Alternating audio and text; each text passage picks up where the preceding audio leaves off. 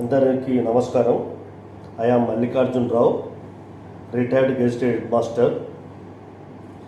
భారత్ గౌరవ యాత్రలో భాగంగా ఐఆర్సిటిసి వాళ్ళు దివ్య దక్షిణ యాత్ర తేదీ 6/11/2024 నుండి 14/11/2024 వరకు ఏర్పాటు చేయడం జరిగింది.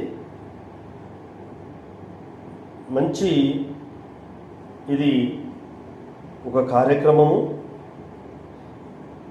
భారతదేశంలో ఉన్న పుణ్యక్షేత్రం దర్శించడానికి ఒక గొప్ప అవకాశము, చీప్ అండ్ బెస్ట్.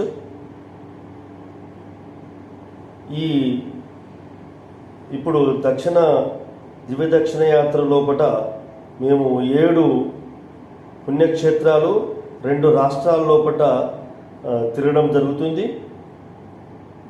ఐఆర్టీసీ వాళ్ళు మంచి ఏర్పాట్లు చేసినారు, మంచి భోజన వసతి కల్పించినారు. ముఖ్యంగా సీనియర్ సిటిజన్స్కు ఇంకా కొంత రాయితీ ఇచ్చి ఐఆర్సిటిసి వాళ్ళు ఇంకా ఈ టూరిజంని బాగా డెవలప్ చేయాలని కోరుతున్నాను. ఇప్పుడు 2 రాష్ట్రాలు, తమిళనాడు, కేరళ, ఈ 2 రాష్ట్రాల్లో కూడా 7 పుణ్యక్షేత్రాలను మేము సందర్శించుకోవడం జరుగుతుంది. అందులో భాగంగా ఈరోజు మేము కన్యాకుమారి రావడం జరిగింది. కన్యాకుమారిలో Vivekananda rock garden, memorial rock garden చూడడం జరిగింది. చాలా మంచి కార్యక్రమము ఐఆర్సిటిసి లిమిటెడ్ వారు ఏర్పాటు చేయడం జరిగింది. ఇది ఇంకా ముందు బాగా పుణ్యక్షేత్రాలను దర్శించడానికి రైల్వే డిపార్ట్మెంట్ వాళ్ళు ఇంకా మంచి కార్యక్రమాలు ఏర్పాటు చేస్తూ ఇంకా సర్వీసు బాగా అందిస్తూ కొంత సీనియర్ సిటిజన్కు సౌకర్యాలు కల్పించినట్లయితే ఇంకా ఎక్కువ మంది ఈ ఐఆర్సిటిసిని ఉపయోగించుకొని చాలా భారతదేశంలో ఉన్న పుణ్యక్షేత్రాలను అందరూ దర్శించుకుంటారు. ప్రభుత్వం కూడా ఎవరైతే సీనియర్ సిటిజన్ ఉన్నారో వాళ్ళకు కొంత రాయితీ ఇచ్చి, ఎందుకంటే వారికి చాలా చూడాలనేది ఉంటుంది కాబట్టి ఈ సౌకర్యాలు ఏర్పాటు చేసి మంచి ప్రోగ్రాం ఇది.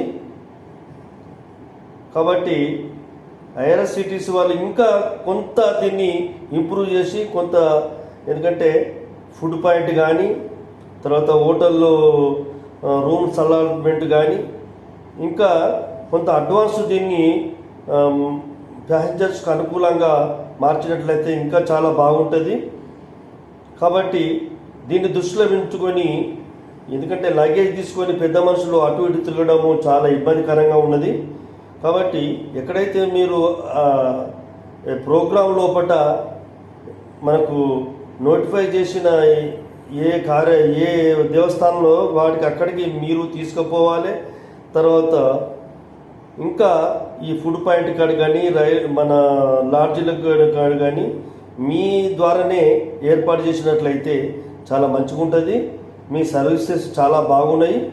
ఐఆర్సిటిసి వాళ్ళు ఇంకా ఎక్కువ కార్యక్రమాలు రూపొందించి ప్రజలకు అందుబాటులో ఉంచి మొత్తం నార్త్ ఇండియా, సౌత్ ఇండియా అన్నీ చూపెట్టడానికి ఏర్పాటు చేయగలరని కోరుతున్నాను. మీ అందరికీ ఐఆర్సిటిసికి మీ సర్వీసెస్కు నా యొక్క ధన్యవాదాలు తెలియజేస్తున్నాను. ముందు ఇంకా ఎక్కువగా సౌకర్యాలు కల్పిస్తూ ప్రజలకు అందుబాటులోకి తీసుకురావాలని నేను కోరుచున్నాను.